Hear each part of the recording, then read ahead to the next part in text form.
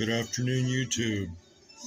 Just got done with the initial wheel change. Here's a comparison of the original gear and now the upgraded gear. See more of the front wheel. Look at this.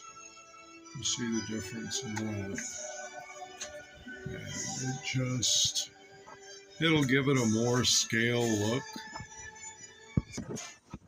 And a sneak preview of my new two-seater. Be taking tours out of the Tehachapi Crosswinds first available good weather fly day. I'm just putting the primer coats on and that, hoping to get close to matching the yellow with all the crashes and